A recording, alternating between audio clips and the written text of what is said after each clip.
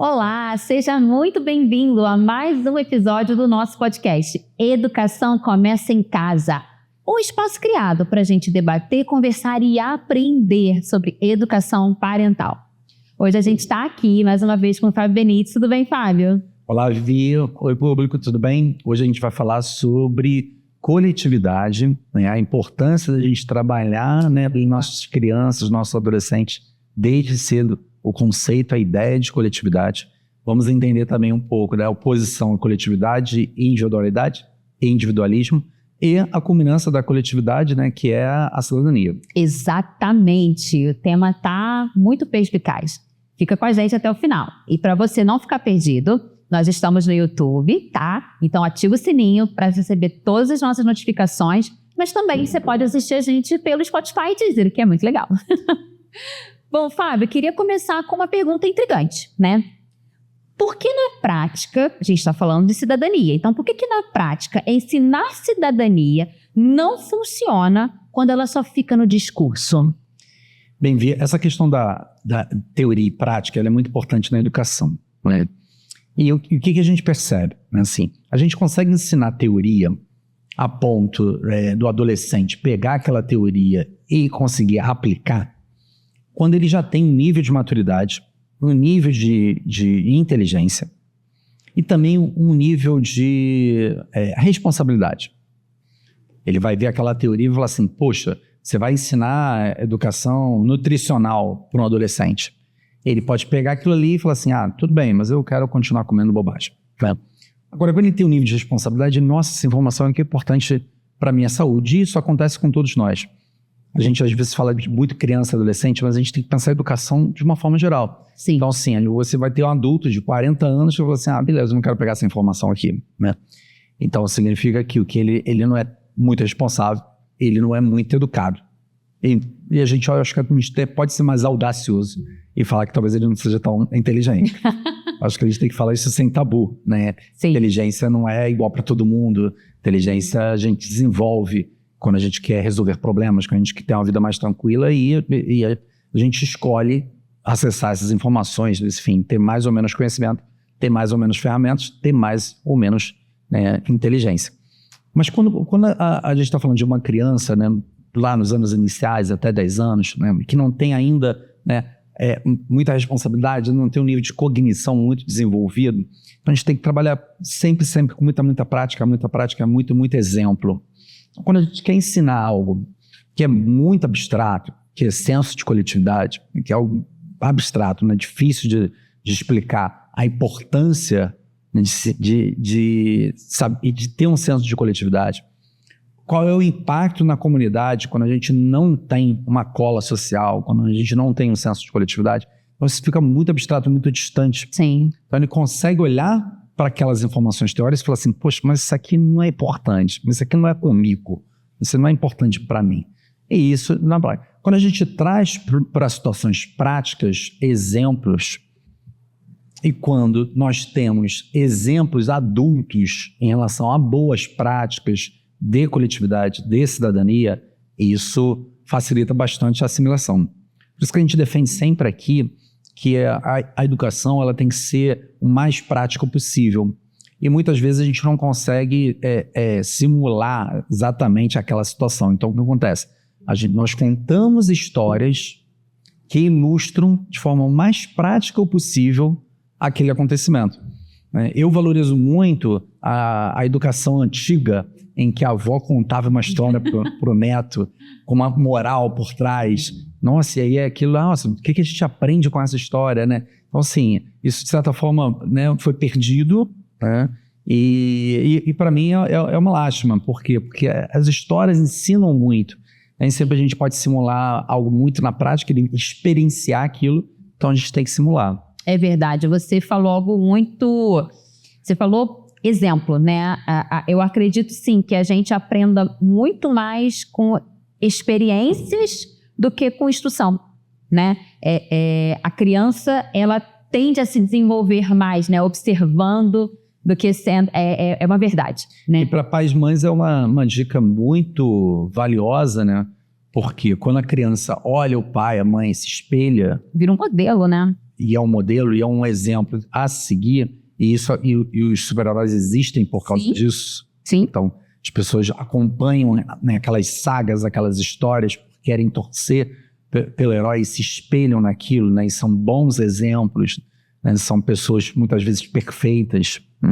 Então a gente tem o pai e a mãe que não é um ser perfeito, um ser imperfeito, mas que com bons exemplos, não necessariamente, não somente boas falas, mas com boas práticas, bons exemplos, acaba carregando o filho. O filho quer se espelhar naquilo.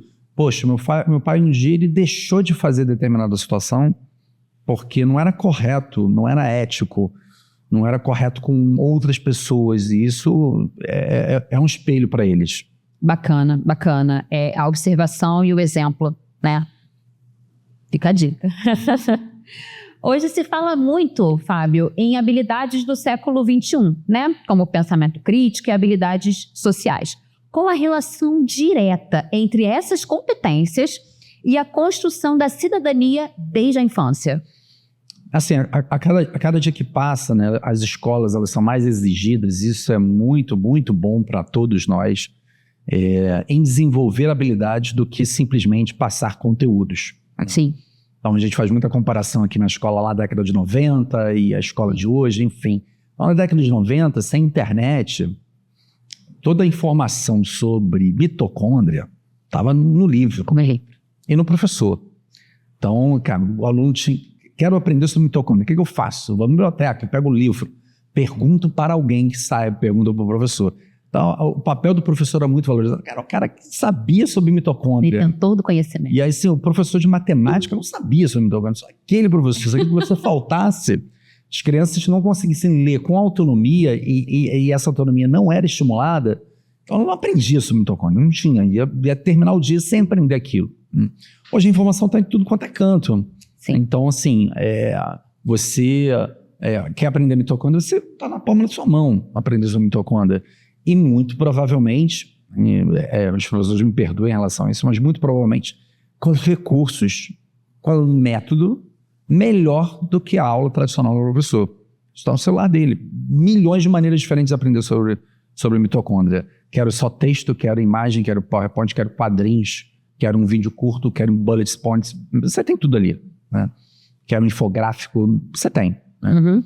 Então, o papel do professor, ele acaba não sendo mais esse. E, consequentemente, o papel da escola também não é mais esse. O papel da escola e dos professores todos, né, é de desenvolver habilidades, que isso não está na palma da mão. É verdade. Isso você tem que ter, né, um contexto, você tem que ter um caminho, você tem que ter, né, uma trilha, uma simulação, uma história, né? Você tem que ter pessoas se importando com isso. Então, para a família, tem que ser importante aprender essas habilidades que a gente está falando. Sim. Para o professor, idem, para a escola, idem. Ainda que seja mais intangível, né, que antigamente era fácil você medir a qualidade de uma escola, né? Então, no exemplo da mitocôndria, meu filho sabe mitocôndria, deixa eu ver a prova. Ah, beleza, a prova está lá, ele tirou 9. Então, ele sabe tudo sobre mitocôndria da escola, é excelente. No concurso, perguntou sobre mitocôndria, ele respondeu, ele passou no concurso, a escola é excelente.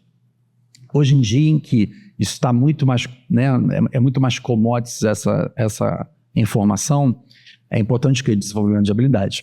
Mas a família ela tá apta a avaliar se meu filho desenvolve habilidades, se está desenvolvendo essas habilidades.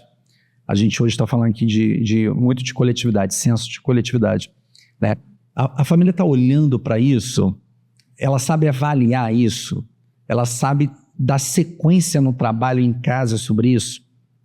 Esse é a principal indagação da educação hoje, né? Então, se a família conseguir olhar para a escola e falar assim, poxa, a escola está desenvolvendo senso de coletividade, é um elemento importante, dentre outros, a gente pode elencar aqui 50 habilidades que são importantes hoje em dia. Poxa, eu fico tranquilo que o meu filho está caminhando bem para ser bem-sucedido, para ser feliz, né? Então, acho que é por aí quando a gente fala de habilidades do trabalho da escola. Sim, até porque são essas habilidades, né, que serão essenciais para a participação social, né, para o coletivo, né? A gente está falando também de coletividade, né? Vamos abordar também o tema, mas saber conviver, dialogar, tomar decisões é fundamental para se viver, né? num globo maior, né, do que o meu próprio quarto, ou a minha própria família, ou o meu próprio núcleo, né? É fundamental. E existe uma ideia, né, e eu já ouvi você falar isso aqui também em outros podcasts, que é exatamente isso, né? Viver é coletivo, né? Talvez eu não esteja formando a frase da exata forma como você falou, mas o viver é coletivo, né? Daí que eu tiro isso. Como ensinar isso para uma criança em uma sociedade cada vez mais individualista? Boa pergunta. Vou fazer um paralelo aqui, né? De fato, né, nós escolhemos viver em coletividade, né? Então, a sociedade hoje, né, obviamente hoje são mais de 8 bilhões de pessoas e aí, obviamente, o planeta, né, ele fica um pouco mais curto, né? Mas a gente poderia estar escolhido vivendo de forma isolada. Sim. Né? Caçando os animais para comer, plantando a nossa própria comida. E hoje a gente sabe que são poucas pessoas que escolheram viver de forma isolada, né?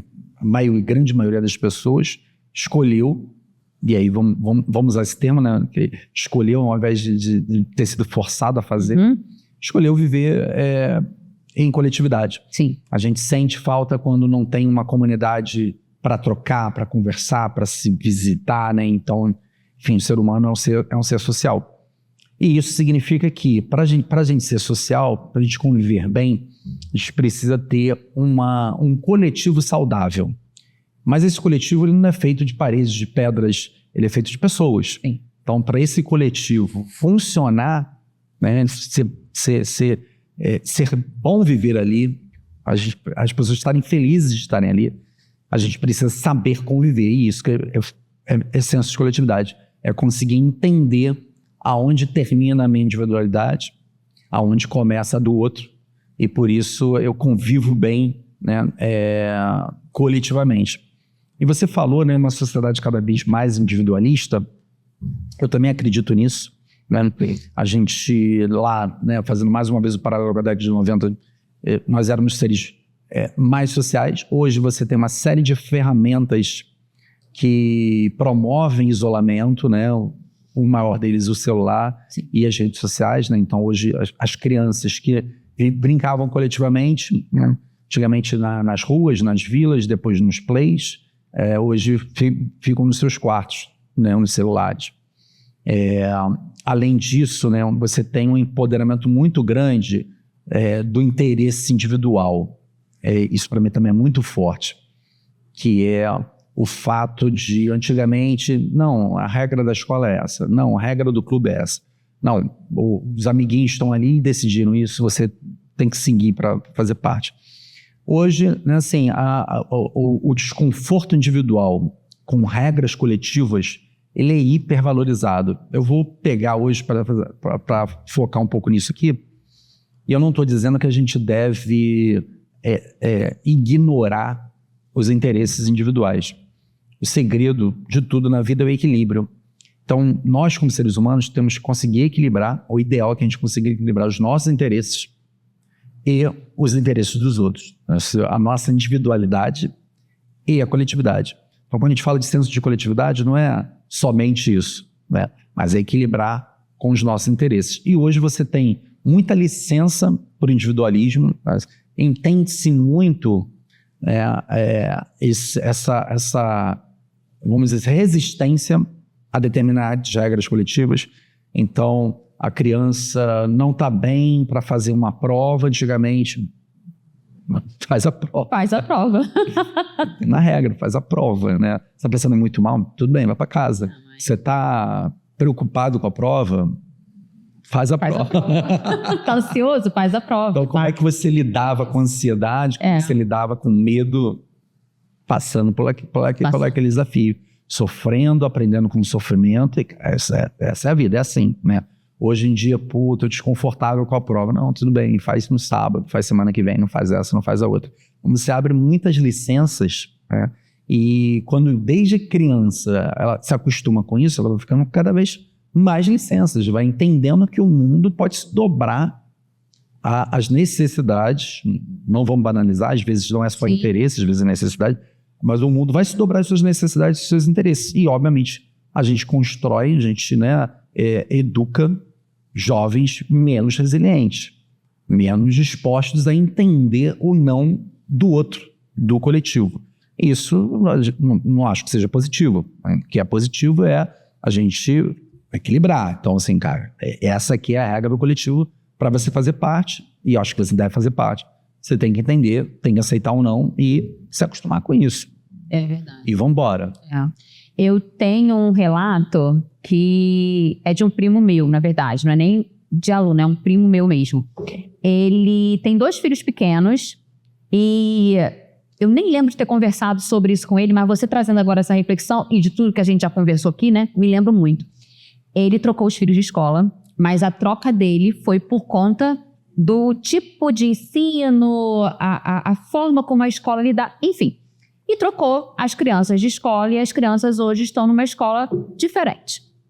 E nessa escola ele começou a perceber o nível de cidadania e coletividade, o nível de percepção e até mesmo de como a filha dele se importa com as outras pessoas que não estão ali naquele local. Um exemplo, a festinha dela aconteceu, festinha de 7 anos, parabéns para você.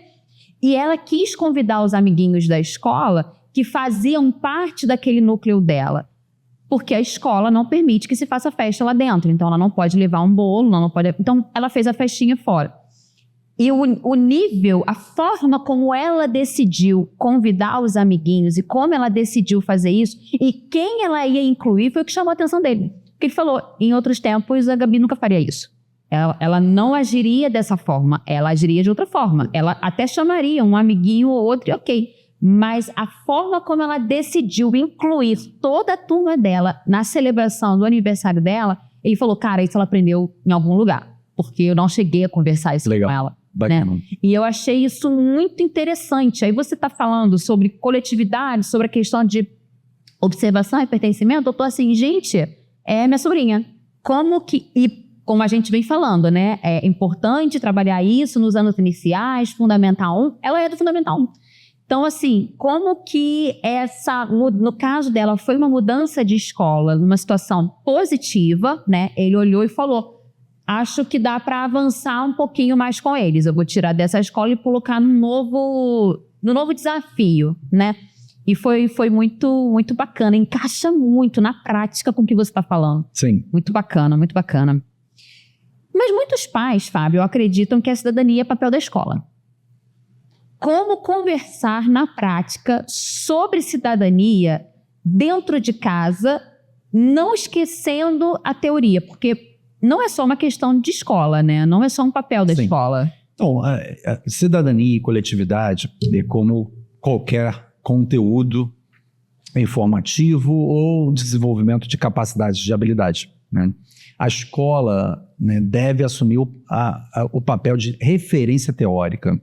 Então, é a escola que vai mostrar os caminhos, é a escola que vai reafirmar a necessidade, é a escola que vai instruir todos os atores que envolvem aquela criança. Sim. Inclusive os pais. Então, sim, a escola tem que mostrar o caminho para os pais de como vai se trabalhar aquela coletividade e aquela cidadania. Acho que é isso.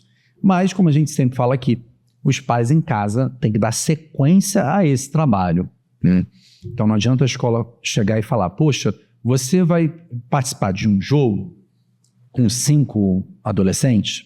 Então, sim, é importante que todo mundo seja ouvido para decidir como vai ser feito aquele jogo, né? Não impor nada, ou uma figura mais forte, ou o dono da bola, sim, alguém impor, né? Então, assim, isso não é a coletividade. A coletividade é todo mundo ser ouvido. Nem todo mundo vai ser atendido, porque a vida não é assim. Não dá para atender todo mundo sempre. Mas todo mundo tem que ser ouvido e tem que se criar o conceito, a ideia de que, cara, todos são importantes, né? E que a gente vai buscar atender o interesse de todo mundo.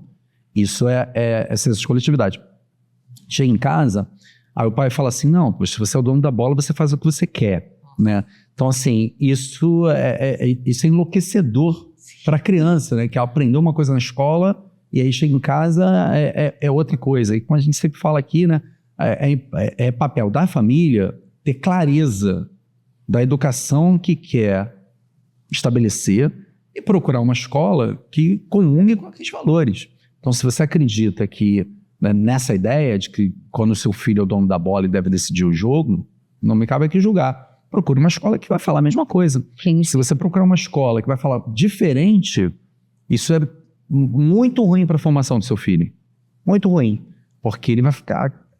O que eu sigo? Né? E a gente vê crianças um pouco perdidas em relação à visão de mundo por causa dessa riqueza, vamos dizer assim, maléfica, né?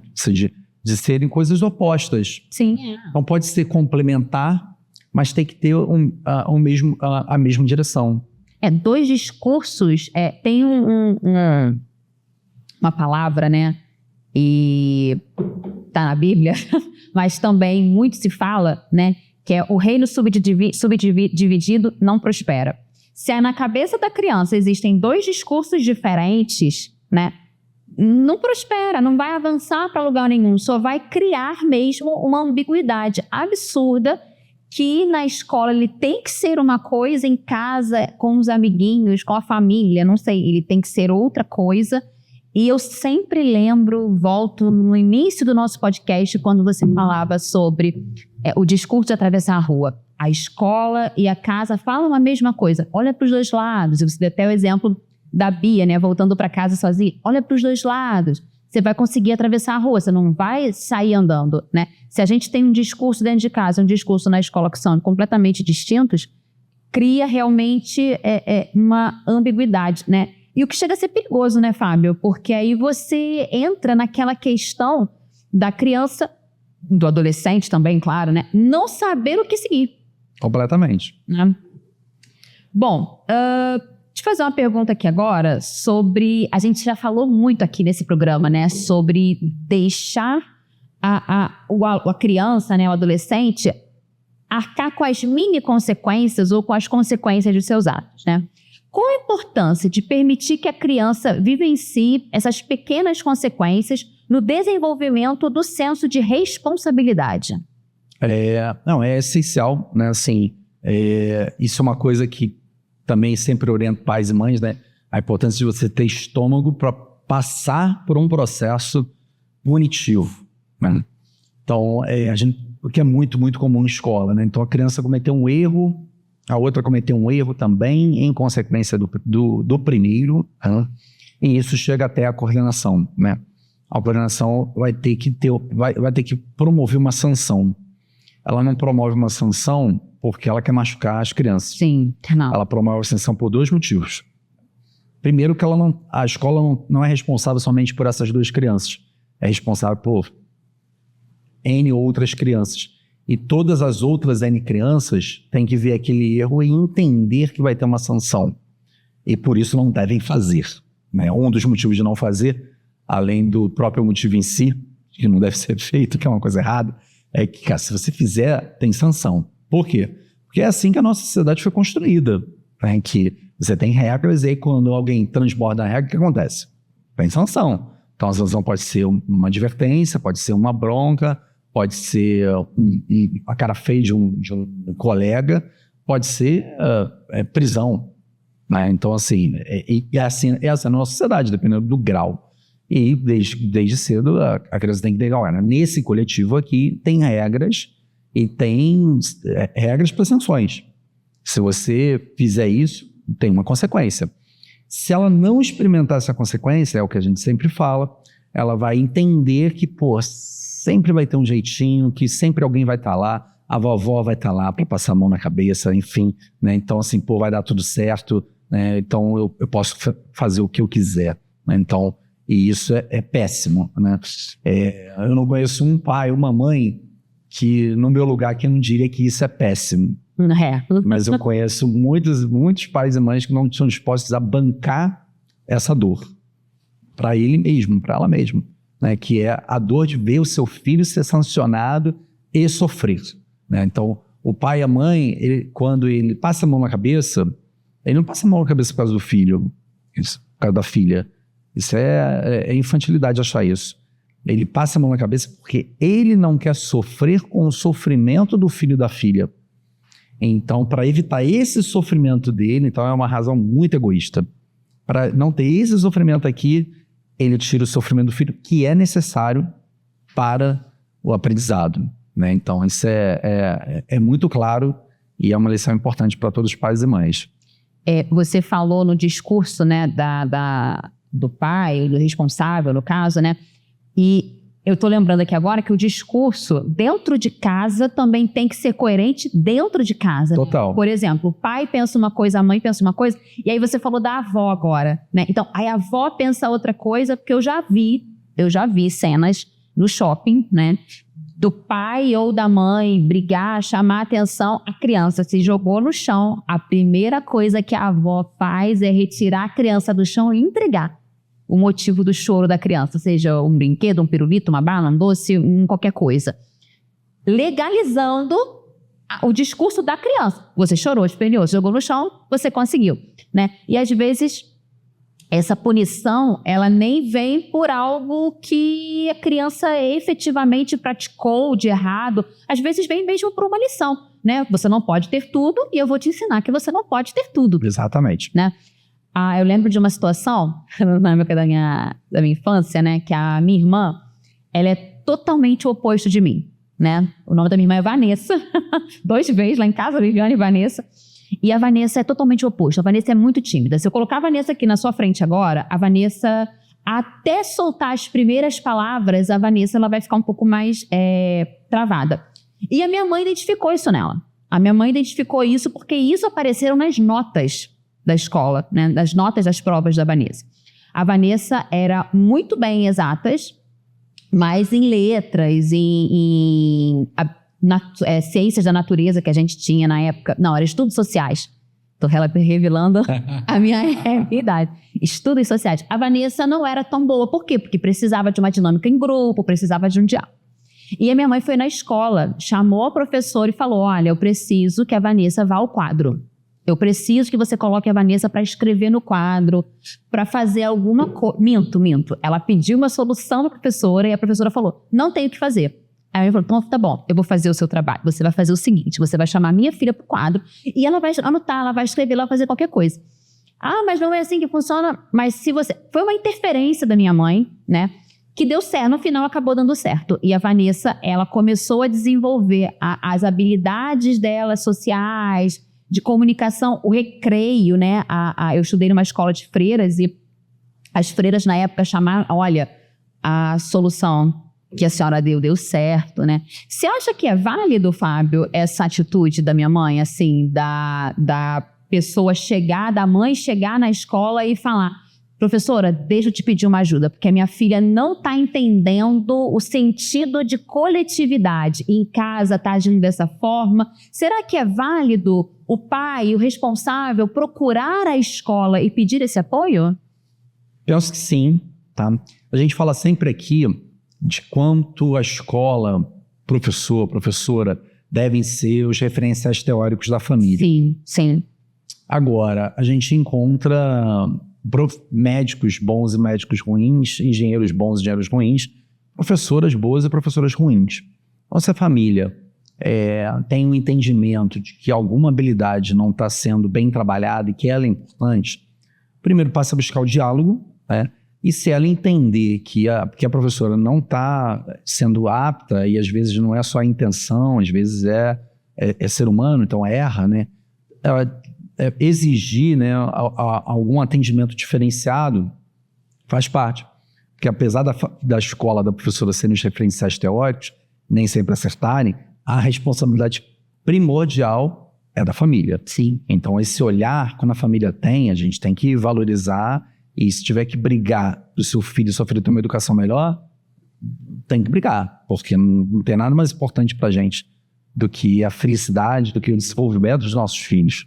Então, penso que sim, né? Acho que eu não sei avaliar se a sua irmã precisava disso mesmo, mas eu também prefiro que sua mãe tenha pecado por excesso do que pela falta. Sim. Então, eu, de certa forma, vou aplaudir aqui. Ela pode ter até errado, eu não sei. Mas assim, é melhor pecar pelo excesso do que pecar pela falta.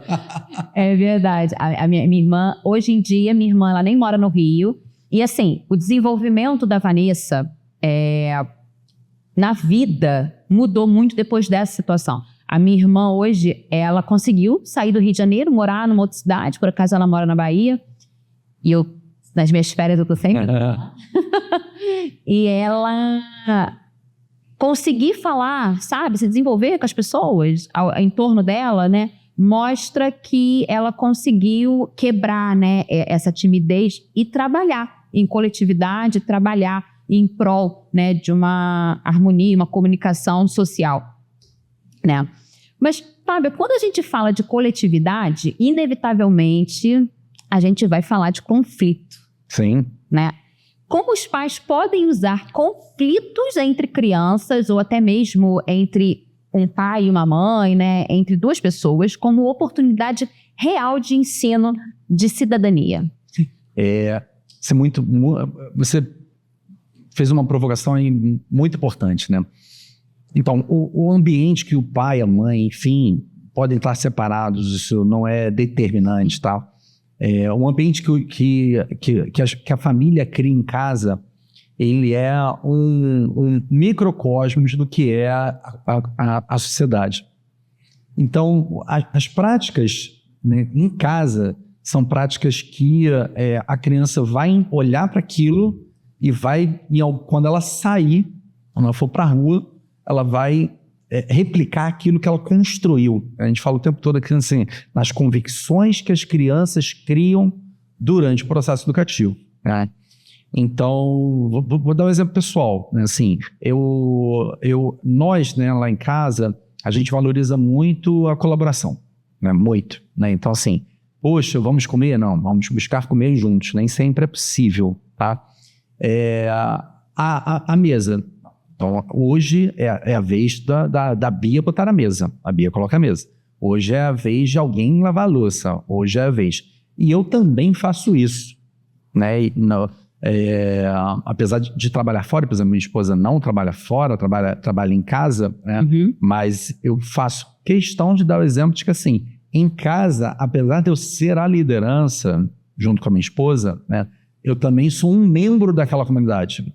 Sim. E como membro daquela comunidade, eu também tenho as minhas tarefas, também tenho as coisas que eu devo fazer, né? Então, se a gente vai jantar, poxa, eu fui no supermercado e comprei, tá, mas a outra pessoa vai fazer, outra pessoa lava a louça, enfim.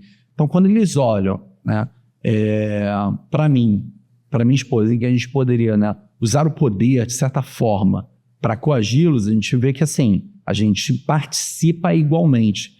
Então, a gente educa eles no sentido de que, cara, quando você faz parte de uma coletividade, você tem que participar ativamente para dar conta daquilo, né? No Japão, na Noruega, é normal, né? Normal não, é prática que as crianças limpem as escolas, limpem a sala de aula. Por quê? Porque é o ambiente delas, então elas têm que entender que sujou, limpou. É simples assim, né? Bacana. Aqui a gente tem essa cultura meio de servidão, né?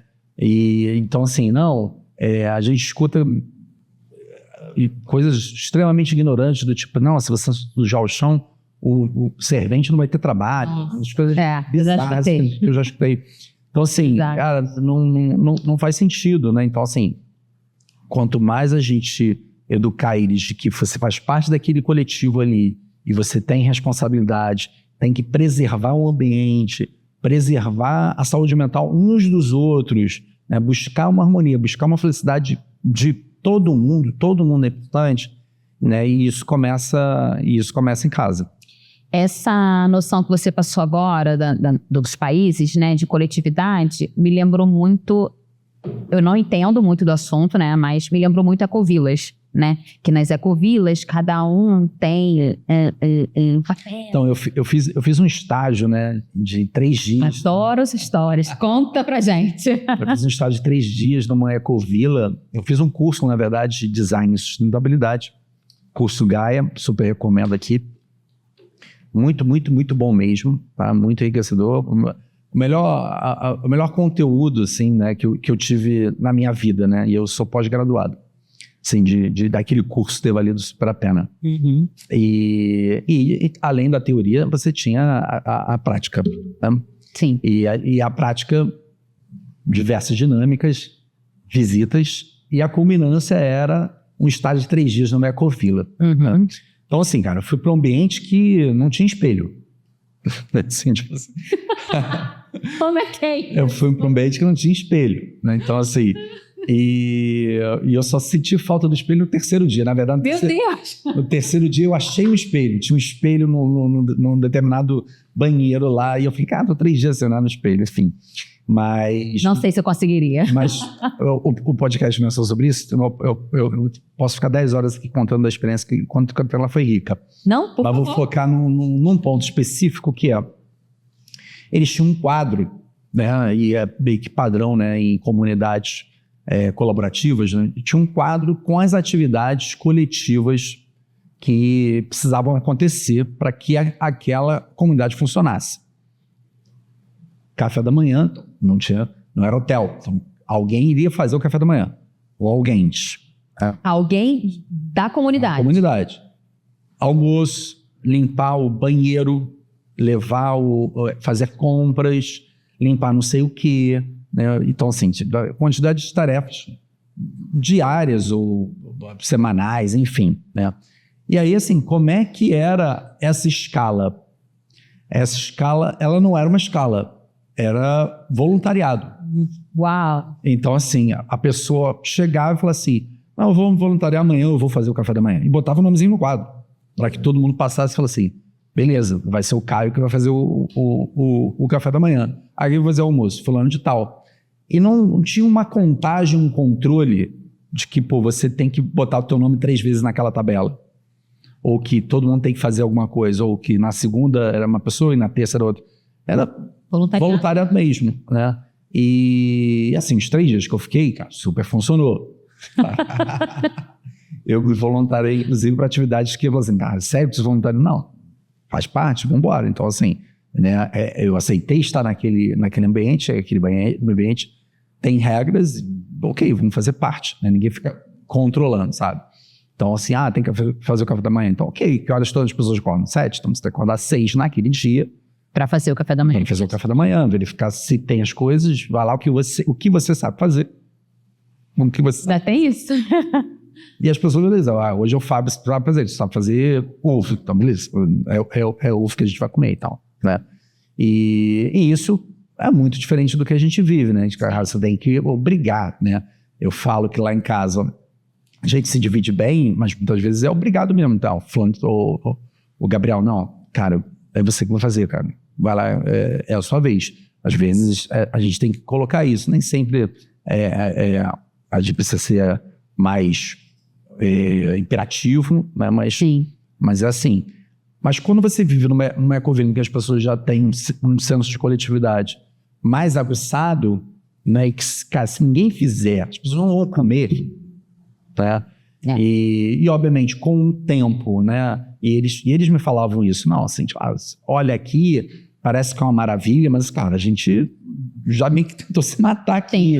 Não. A gente tem conflitos profundos aqui, né? Mas que a gente sentou, conversou, definiu e seguimos. É o que eu falo aqui da resiliência, né? Então, assim, se você cria a criança querendo sempre mudar as situações quando não está confortável para ela, vai querer sempre fugir dos problemas.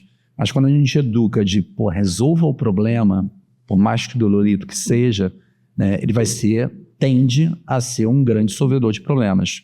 E grande solvedor de problemas, né, são pessoas que são mais felizes, são mais bem-sucedidas, porque a vida, a gente tem problema o tempo todo, né? Sim. Esse exemplo da ecovila que você deu é muito rico, né? Eu não conheço, né, outra pessoa que tenha ido voluntariamente para uma ecovila, mas é muito rico, né? É um sistema mesmo de cidadania, né, e coletividade, que é um voluntariado, né? Você se inscreve para passar ali 1 semana, 3 dias, não importa quanto tempo, né? Você acha que mais jovens deveriam passar por uma ecovila, por esse sistema, ou depende de pessoa para pessoa, né? Então, é uma opinião pessoal minha. Não, sim. Se eu não tivesse feito o curso que culminou com uma visita de 3 dias, com estágio de 3 dias, né, eu viveria aqueles 3 dias de uma forma. Acho que eu fiz um curso, né, em que a gente vai experimentar muito do que a gente viu aqui, que é possível, né? Então, eu vi a teoria, eu tenho um nível de maturidade e experimentei, tá? A gente fala sobre isso aqui, cara, assim, não existe milagre, né? Então, assim, educação não é sobre milagre, educação é sobre consistência, é sobre disciplina. Então, assim, você vai um dia lá, vai tomar um choque e vai voltar outra pessoa. Tem pessoas que, de repente, vão experimentar aquilo, adolescentes que vão experimentar aquilo e vai ser transformador. E tem pessoas que vão e vai ser um hiato na vida deles. Sim. Então, assim, não é certo que a experiência rica é de qualquer forma. É transformadora para todo mundo? Não tem como garantir que é para todo mundo. Verdade. Um processo de 1 ano conversando, lendo, experimentando, mostrando, sensibilizando para uma outra realidade é mais transformador? Sem dúvida. Uma vida fazendo isso, aí é totalmente transformador. Então, quando a gente fala assim, você não precisa levar seu filho na Ecovila, né? Eu não sei nem como é que está hoje, mas assim, há alguns anos atrás começaram a surgir acampamentos, né, assim, para treinar as crianças, tipo, militarmente, né? Sim. Sim, pô, meu filho tem péssimo comportamento, então a solução, vou levar ele para o acampamento, ficar uma semana pagando flexão, como se fosse exército. Mas pô, uma criança de 12 anos, não importa, né? E aí, assim, cara, você quer criar baseado no trauma, no choque. Sim. Não considera o ideal, né? O ideal é o quê, cara? Fazer todo dia, né, aquilo, né? Se você educou seu filho de uma forma que você se arrepende por 10 anos, beleza, você tem mais 10 anos pela frente.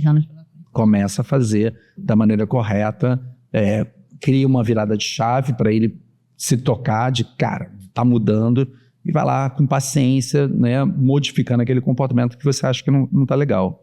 Eu tenho um casal de amigos, né, que eles não levaram os filhos para a Ecovila, mas eles inscreveram os filhos. Não é exatamente acampamento, é um clube de escoteiros. E eu nem sabia que isso existia ainda, mas existe, né? E eles relatam como o comportamento do mais novo vem sofrendo mudanças, porque o mais novo, ele tem 7 ou 8 anos e ele jura que é o Homem-Aranha. Então, ele age como o Homem-Aranha. Ele sai escalando absolutamente tudo sem o menor medo de cair. Ele não tem medo de cair. Então, a ideia, né, de levar para os escoteiros foi justamente mostrar como fazer isso, talvez com segurança, não sei. E eles relatam, né, como que os escoteiros deram um nível, né, escoteiros é só um exemplo, né, como eles deram um nível de cidadania, de coletividade, de percepção do outro, de espaço, né, que o mais novo tá evoluindo, né, nesse processo. Legal. Eu cheguei numa hora boa agora. Fica aí, é a hora da dica. Sabe, esse episódio, né, ele aconteceu muito, né, pela questão que a gente vem trazendo aqui, de alguns livros, né, e eu queria agora uma dica, né, se o responsável quiser aplicar, né, tudo isso que a gente conversou aqui, tudo isso também que nosso material ele traz, né, mas sem necessariamente ter algo concreto em mão. Quais seriam aí umas 2 ou 3 práticas imediatas para começar a desenvolver a cidadania dentro de casa, independente da idade? Legal. Então, o nosso livro, né, O Caminho da Aprendizagem, um dos volumes é dedicado a gente se ensinar cidadania e coletividade, né? E você me pediu 2 práticas, vou compartilhar aqui. Como eu falei aqui, o ambiente que a gente cria em casa é esse ambiente que o nosso filho, a nossa filha vai olhar e vai se espelhar e vai reproduzir do lado de fora. Obviamente tem outros ambientes que ela vive, na escola, no condomínio, no clube, enfim, né, no curso de inglês. Então, assim, todos esses são ambientes em que ela vai entender como é que funciona para replicar aquela regra, aquele comportamento em outro lugar, né? Mas a casa acaba sendo o principal deles, né? O maior deles, né? A gente tem pesquisas que mostram que a quantidade de livros em casa tem mais influência no comportamento do seu filho do que as amizades, Nossa. Então, assim, para você ver o quanto que, apesar da gente falar que a escola é o referencial teórico, o quanto que a casa é o principal ambiente que ela vive, que cria a maioria das convicções que ela tem sobre a vida. Então, as práticas em casa são as mais importantes. Quando a gente fala de coletividade, né, acho que a primeira coisa é você entender que todo mundo naquele grupo é importante. Negar a existência, os interesses, as necessidades de uma pessoa do coletivo é uma violência, e violência gera violência. Então vai ser uma pessoa que vai resistir, uma pessoa que vai boicotar, uma pessoa que vai fazer de tudo para que aquele coletivo, na verdade não para que aquele coletivo não aconteça da melhor forma, mas para que ela tenha um lugar naquele coletivo, ou seja, ela seja ouvida, né? Seja reconhecida, seja aceita, né? Então todos são importantes. Então na sua casa, todos são importantes. Então assim, todos devem ser ouvidos, até as crianças menores. Não vai fazer tudo o que ela quer, mas sim, tem que ser ouvido, tem que buscar entender a necessidade dela e buscar atender de alguma forma, tá? Esse é o ponto principal de qualquer coletividade, todos são importantes, tá? E o segundo ponto que eu vou colocar, que também acho que é muito importante para as nossas casas, é tentar com que processos que são cotidianos, né, sejam os mais bem executados o possível. Se você briga sempre na hora de jantar, você janta todos os dias. Sim. Então, esse cara vai brigar todos os dias poxa, você bota a mesa ou não bota a mesa? Né? Tem que comer salada ou não tem que comer salada?